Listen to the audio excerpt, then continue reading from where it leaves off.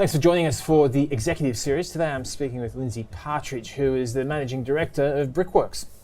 Lindsay, really good to talk to you. Yeah, it's good to talk to you again. Now, you've just not long released your results. Considering where the building picture has evolved from over the course of the last 12 months, to see your net PAT up by 47% in the last half year, put that into the context of what's happened for the company over the last couple of quarters. Yeah, well, I guess like a lot of companies, we wouldn't have thought would be where we are today, after what's gone on, and even as we talk, it's changing, by the hour sort of thing.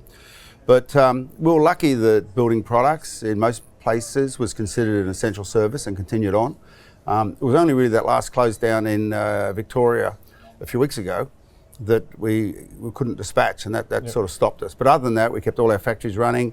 In Australia, we had a little close down early on in the United States, but otherwise we managed to work pretty well through the COVID. But of course, the experience in Australia was vastly different to what we saw in the US, where we were severely impacted by the COVID. So, there are a couple of things that are front of mind, but when you look at the four divisions, what stands out most to you? Well, our property division has done a fabulous performance during the period of time, and we were able to bring increased rental income in, as we do virtually every period. We keep saying we don't think cap rates are going to compress anymore, but they did, and we've got a bit over $2 billion of assets, so 25 basis points gives us $40 million.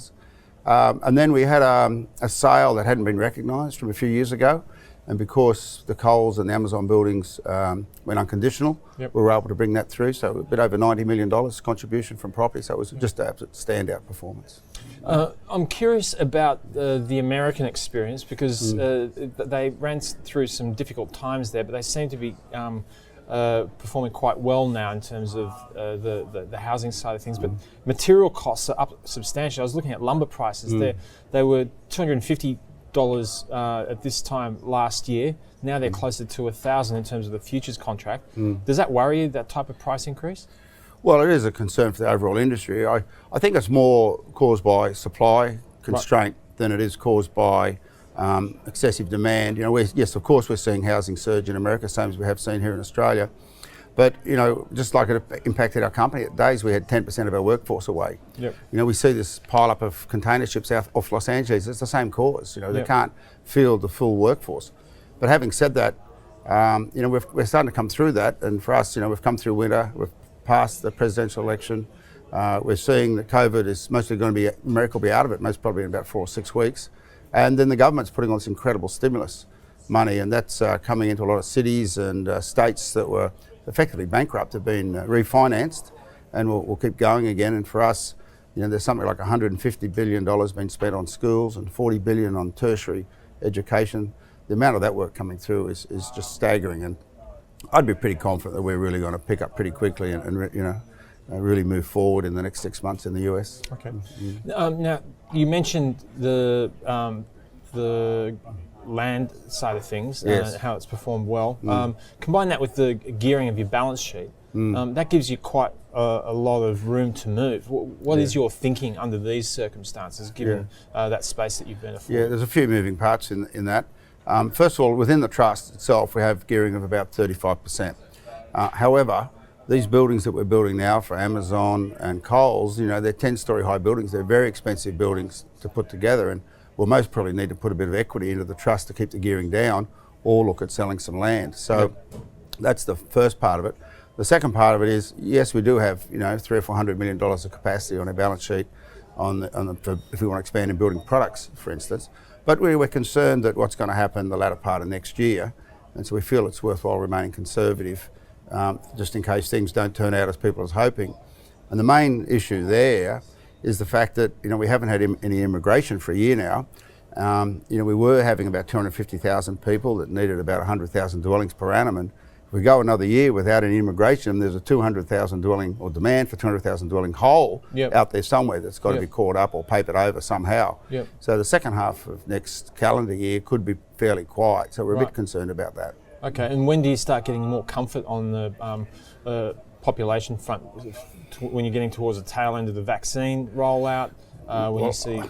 Yeah, look, a very good question, and this is where we're different to the US. I mean, the US is at the other end of the pandemic and coming out of it, and we haven't effectively started the pandemic yet, and the vaccination doesn't necessarily stop you getting it. Yep.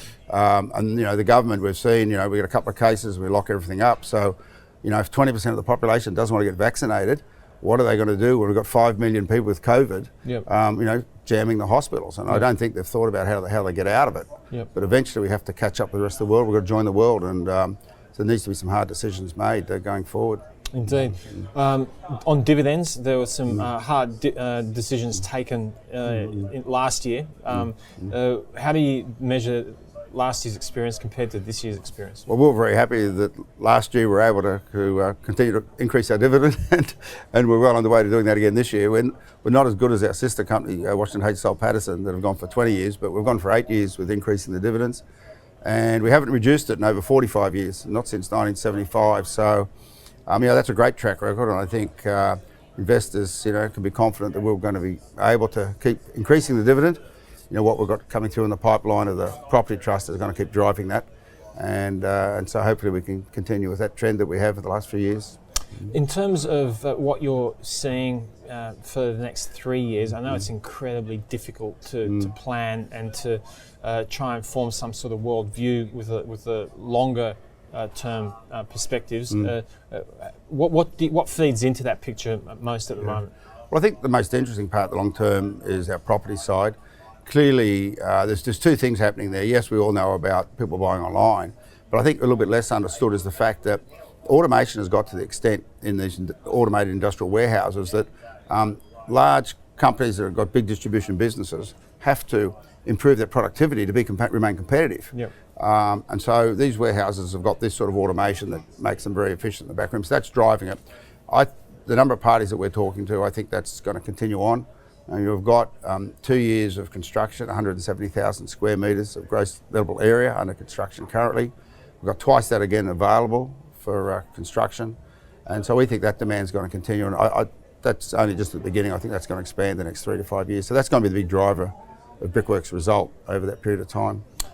And do you feel like the organisation is in the best place possible to take advantage of those trends, or as always, do you have to remain dynamic? We're dynamic, and what we've tried to do is keep the land up to the property, and it's why we're building this massive Brickworks in Western Sydney, $130 million, 130 million brick capacity, and we're rushing that to get through so we can release our current baseload plant so we can get that land available for the property trust. So that's really put us under some pressure, and we've got to keep moving, and it's a good model, and we've just got to keep it rolling along as long as we can. Indeed. Lindsay, it's always good talking to you. Thanks for your time. Thank you. Thanks for joining us for the Executive Series.